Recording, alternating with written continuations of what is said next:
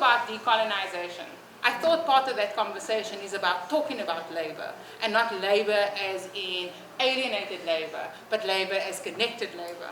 And so that is what I mean by what is to be done.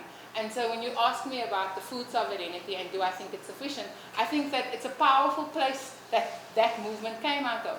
I don't think that I'm in a large enough movement to necessarily articulate new principles. I need to recognize that myself. So if I'm in a larger movement that begins to, with the feminist table and other ecofeminists in South Africa, begin to articulate the new principle, then it comes from agency from within, and people can take that forward. And I think that that's the important articulation. So for a long time, the small-scale farmers, and certainly the women that I've worked with, they articulated in terms of our livelihood is being taken away. And I wonder if that should be stretched in a different way to take on the critique of modernity. And maybe, I mean, hopefully other people have other things to add. Yeah, I don't know if that answers you. The central question to a lot of us here. So anyone else, John, do you want to add, or anyone else? Hi, John. Or anyone on the, anyone in the audience want to? Thank you for this. It's pretty informative. I wanted to know how far do you guys think that the technological advancements are to actually achieve big data, IoT, really cutting edge AI solutions around farming or agriculture space? Do you think it's 5 years away, a decade away? How many paradigm shifts have to happen in different sectors from development to adaptation? Because it's quite scary. Like, a lot of people throw around the term big data, but do we have? No, I'm not going to come inside. Short answer. I mean, big. I've got good news for you and bad news for you. That's the bad news first. Well, the bad news is that big data is with us already. 1/3 of the rice that's eaten in Japan, for example, has been sprayed by drones. We're roughly, again, 1/3 of the land area of the United States, cropland area of the United States, in 10 meter squares, has been measured completely and is monitored chronologically over years. And that's done by 2 different companies. They're saying that they'll be able to do that globally in the next few years. Some of the work that was done last year, I mean, you remember the good old days when Google went around with their car taking pictures of everybody's streets? Well, now, of course, you can do that with satellites with the same accuracy. So you can actually cover the landmass of the planet and every house on the planet 3 times a day. Yep. So the pace of that change is huge. The speed at which the biosciences are changing is, I mean, this is a very crude comparison scientifically, but it's at 5 times the pace of Moore's law. Sure. So the ability to manage and manipulate genomics information is incredibly rapid and is being maintained. The ability to actually create algorithms that do the innovations is moving very rapidly. All that is just going at an unbelievably fast pace, and it's getting incredibly cheaper all the time. And it's very tightly controlled by a very few companies and some governments. But that's the bad news. The good news is they really do it badly. You know, they miss out whole swaths of countries when they do the satellite searches. You know, it's been very embarrassing to discover some of the stuff around what's been missing in the data. There's terrible mistakes made in the analysis. They forget things, they don't count things properly, they don't understand the conditions in the first place. I had the head of research for DuPont tell me that 99% of the world's food comes from industry, which is nonsense. 30% of the world's food comes from industry, 70% comes from farmers, smallholder producers. And that's now understood. So they can't even contextualize the information correctly. So yes, big data is very powerful. Big data will have huge influence over policy. That's the dangerous part. They're the ones that have the face time with the politicians.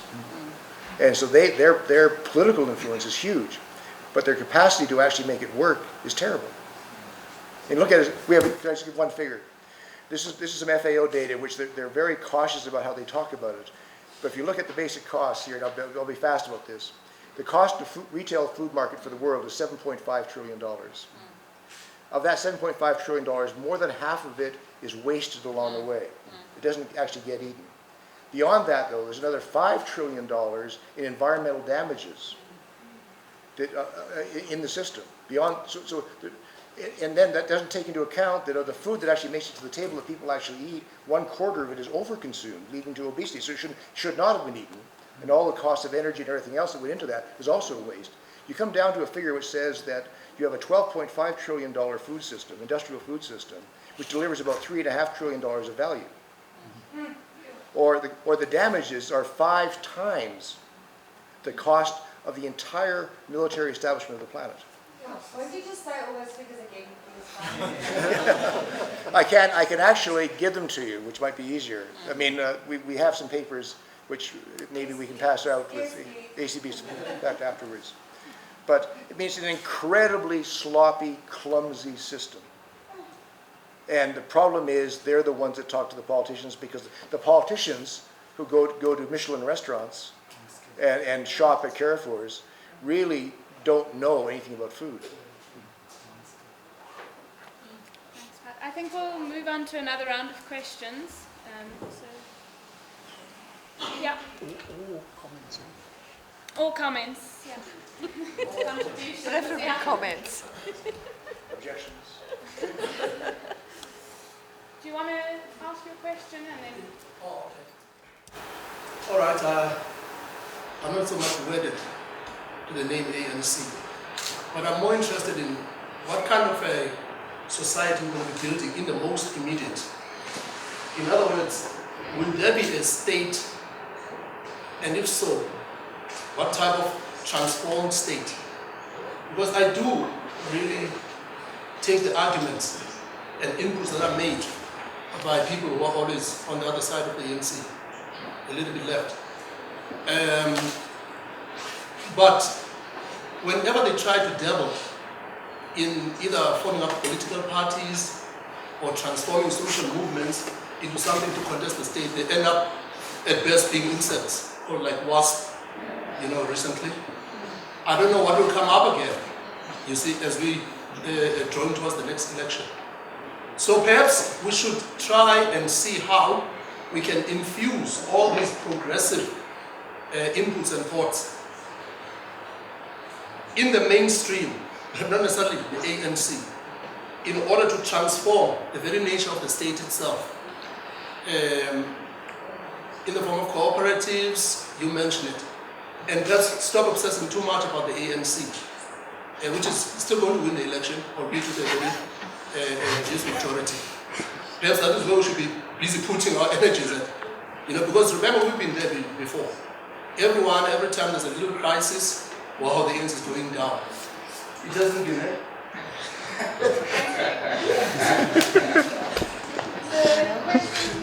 Yeah. I'm next. My name is Sheila Berry. It's not really a question. My colleague, Method was supposed to be here congressionally speaking, and I think he might have shared this particular story, which I think is really inspiring. It brings together some of the issues that John mentioned, Donna and Stephen. It's around labour. And one of the things was within Kita in Zimbabwe, there was a shift because of climate change from maize to millet, and it's very labour intensive to harvest. And there were concerns because they haven't been planting millet for a long time, and they've lost many of the processes. And part of it was that they had to work together. So suddenly, with planting something different, which they knew was going to be more reliable as a crop, they had to work together, and it completely transformed their community. They're now involved in so many things, celebrations when they harvest, it's revitalized. So this idea that labor, or something that's labor intensive, something that is hard, is necessarily something bad, I think we also need to interrogate that as well. It's healthy, those people are fit, well, and we avoid it and we go to the gym instead. So I think it's just a very complicated issue, and we need to look at how it's all overlapping and how we need to integrate it. Thank you. And the last one, My name is May, and I guess for me there's two themes that seem to be coming out from the panel or absent, sort of questions from your absent participants. And Stephen touched on it at the end, and he said, what's the middle ground in the farming world, it sounded like, between small-scale subsistence and these giant farms. And I'd be curious about where those voices are on this continent, and especially in light of what sounds like to me the second theme, which is across the spectrum, there's been a voice of concern for the farmer when talking about the capitalist sort of approach in terms of, seed prices go up, amendment prices go up, when there's these mergers, etc. But it seems an either-or conversation, which is we either have a capitalist approach to farming or we have a sustainable agroecological approach to farming. But that isn't the trend that's happening in a lot of the world. In fact, in much of Europe, in North America, one of the larger growing trends is profitable agroecological farming. And so my question is, in a way, linked to that middle ground of farmers. How are they absent from this conversation in a very important role? And I respect what John's talking about, that there's great subsistence farmers, and it's a really important thing to develop communities and have that, but at the same time, we're not all going to be farmers. We're not all going to support ourselves or even our immediate community around us, and so we do need that middle ground. And I guess I'd like to hear what people's opinions are on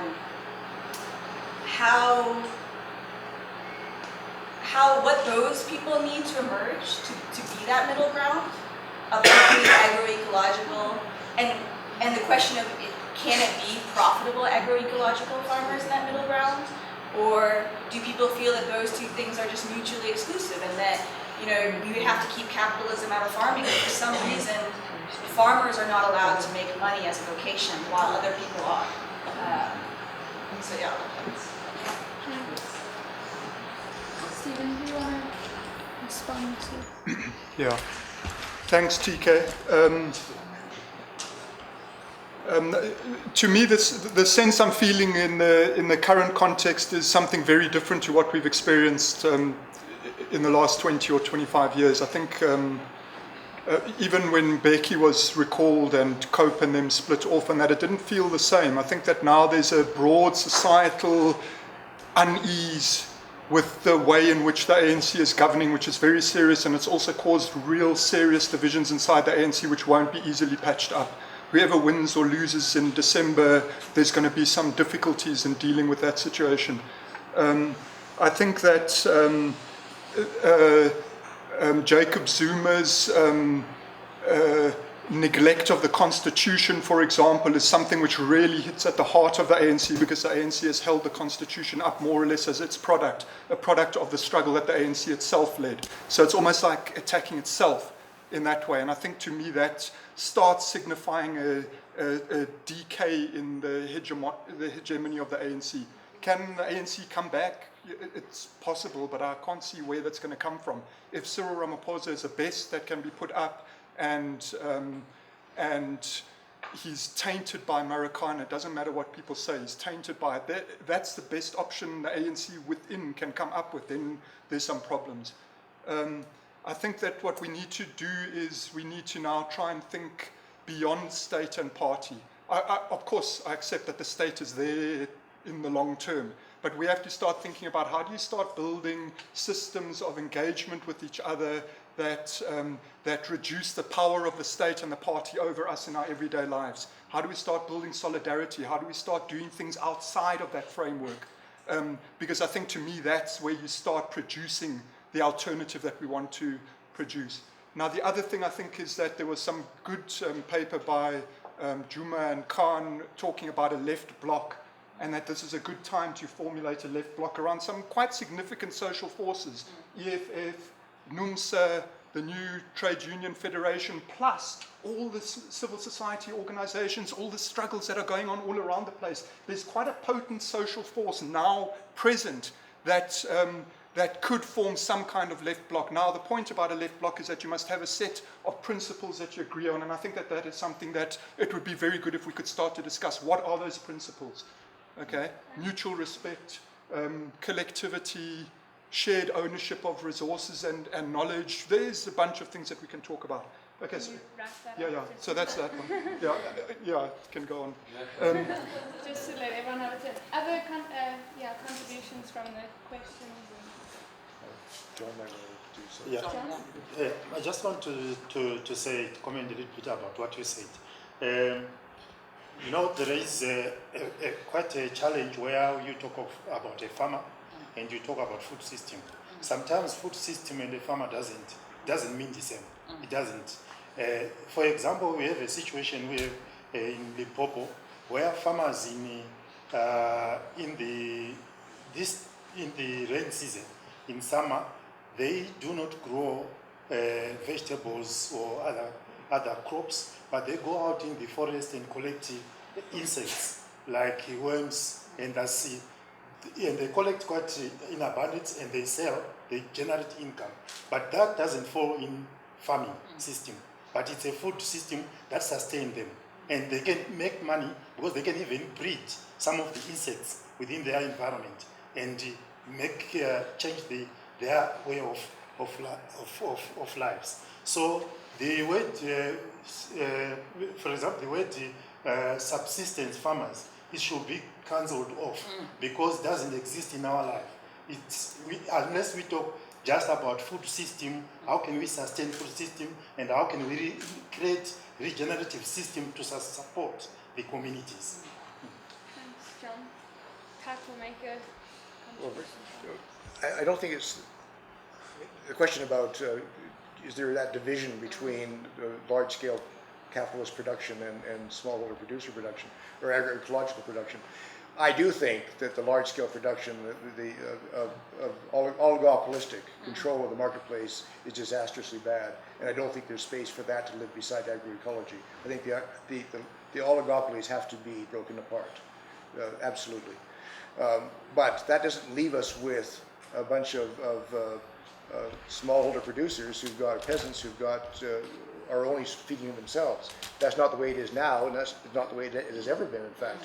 I was in Schwäbisch Hall in Germany a few weeks ago with a lot of Ben's friends and looking at agroecological production of several hundred farmers in that area, which has been going on for decades, generations in fact, which is highly successful and highly profitable for them, and which is very closely linked to working with other smallholder producers in other parts of the world, particularly in Africa.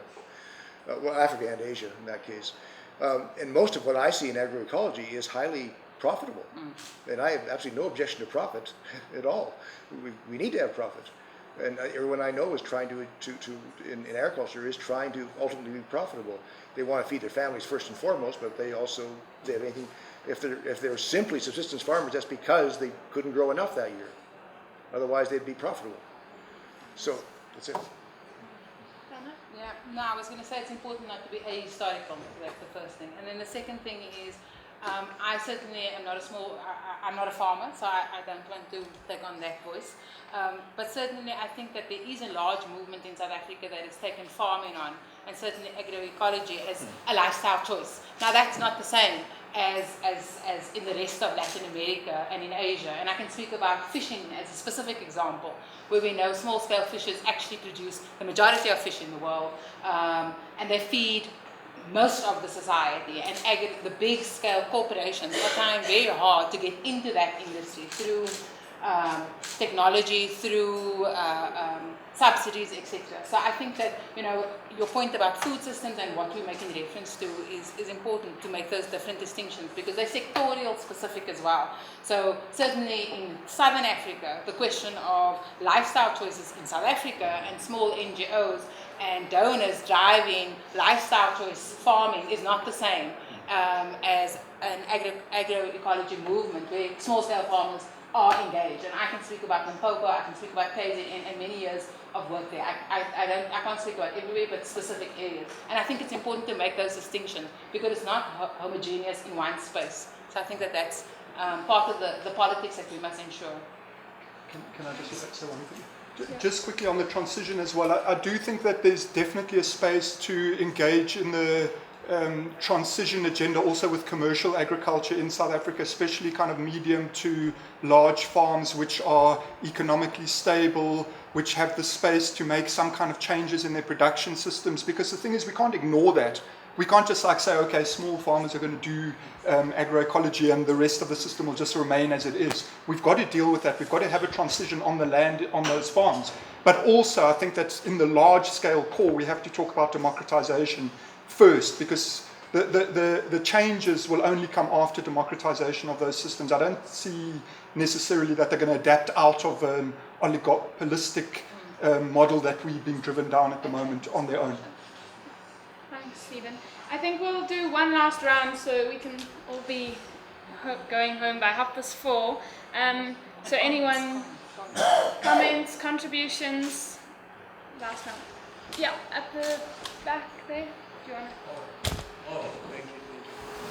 My name is Siko. Actually, my question is related to Mr. right next to you. Sure. Yeah. What I actually kind of see is that, I mean, back in Zimbabwe, I think you kind of like do a great work. Speak a little louder, sorry. Oh, I thought I was loud actually.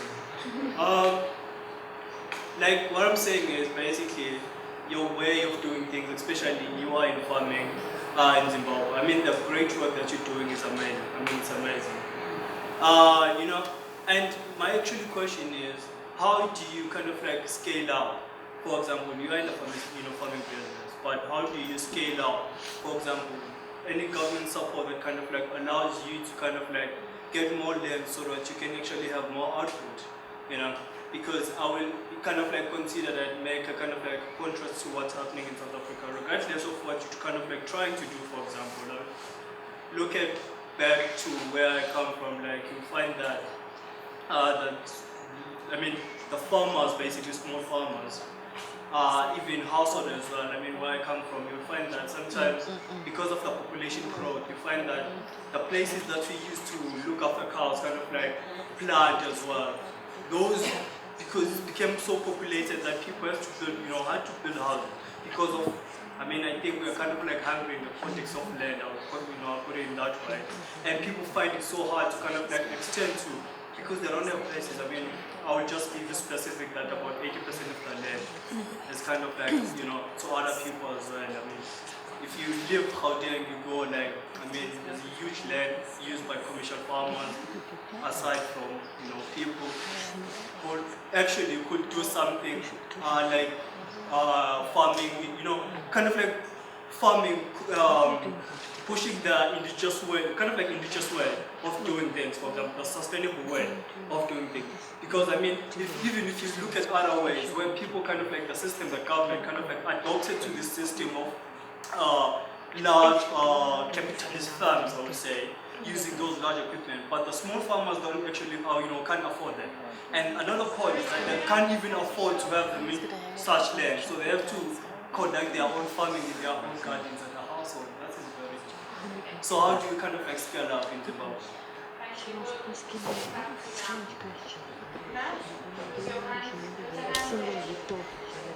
Okay, so just the question about, kind of alluded to by most of the speakers, but the question of movements, and say in the South African context, the capacity of our movements, with all the amazing work that our movements are doing, their capacity to confront and challenge the mergers and the technology and everything that's happening, what Pat was talking about. So maybe that's to John and Donna, but maybe also Pat, could you tell us a bit about what's happening in terms of the mergers being challenged in the core where they originated in Europe and America and so on, by movements and civil society and so on.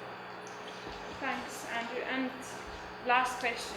It wasn't a question, it was actually something I wanted to add on to how Stephen answered the previous question, to TK.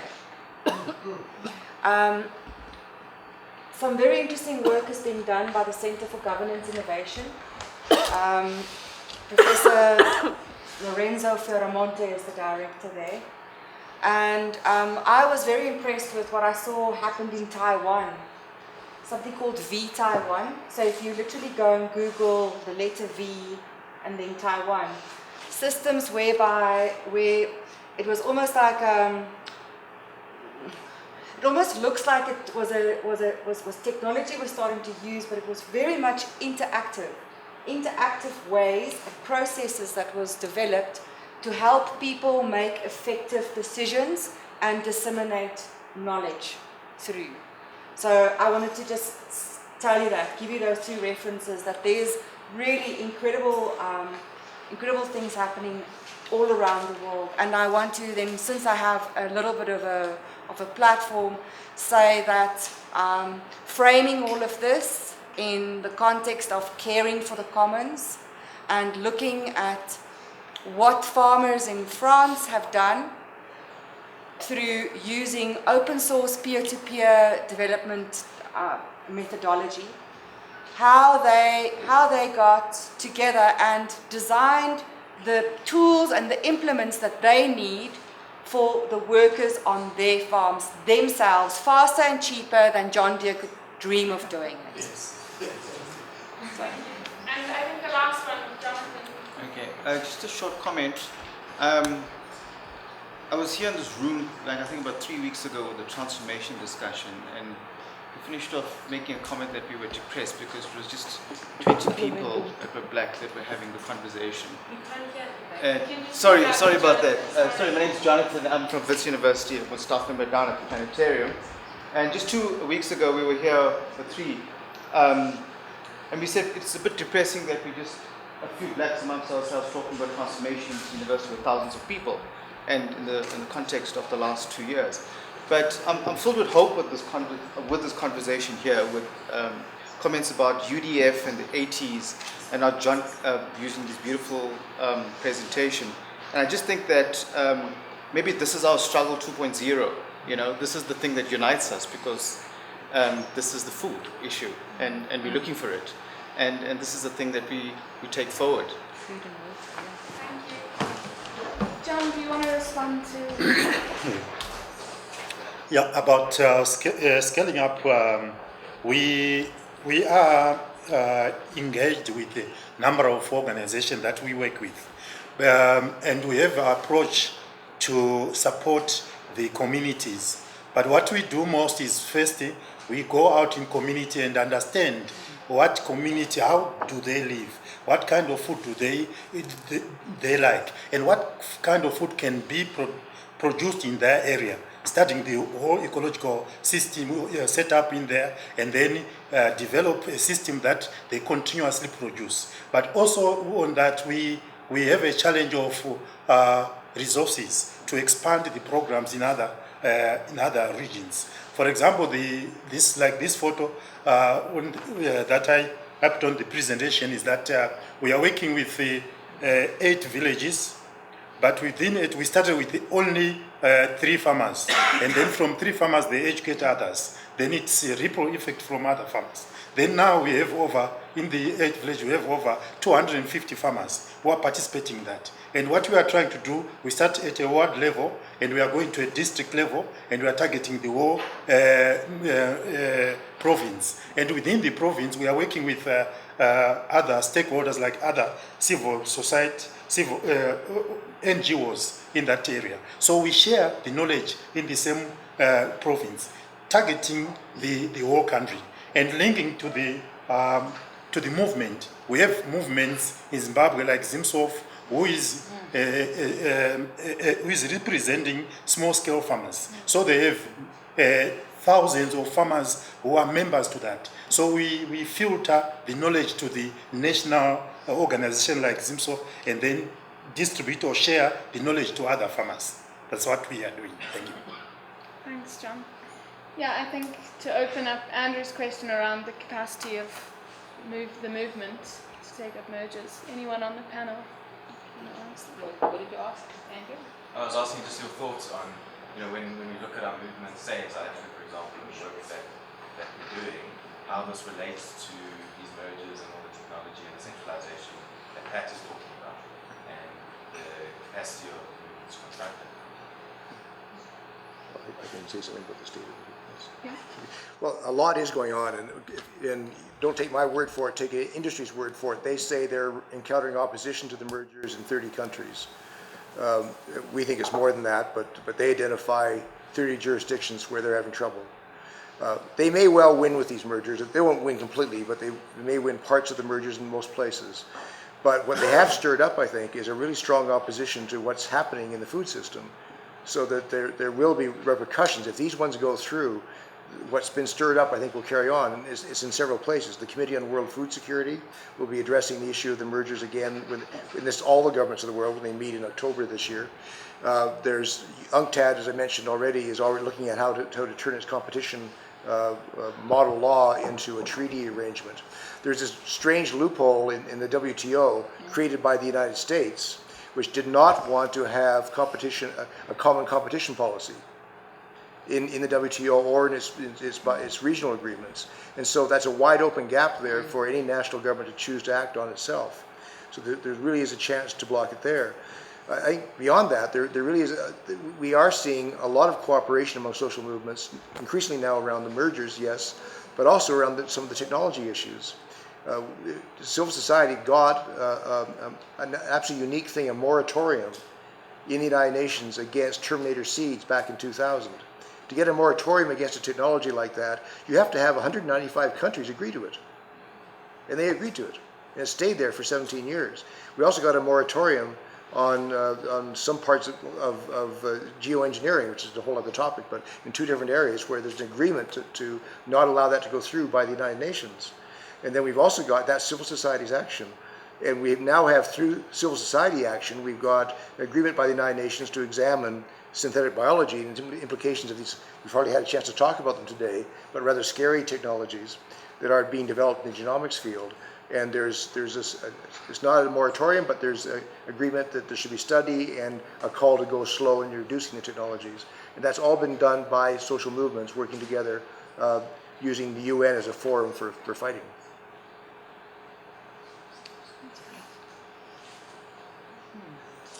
Maybe just three things. One, I mean, I think that your question is, there's a bigger question. And I think we have to understand the question and the crisis of social movements in South Africa and in Southern Africa. When I started off, I spoke a bit about being involved at a very particular moment around work around from Seattle to Cancun. I don't think that that's the movement right now. I speak under correction, but certainly from where I sit, I don't think that there's that type of momentum in relation to the response on mergers. Hence, I was saying and speaking about calling for a new type of enlivenment of the idea around food politics, which doesn't keep us in our different silos and separate from each other. And even in the context of the work that we had done many years ago in relation to Seattle to Cancun, even there, in the context of South Africa, I wasn't running around doing on the ground workshops with lots of other people on trips, trims and gats. Hardly. We said, what is the entry point in the context of South Africa?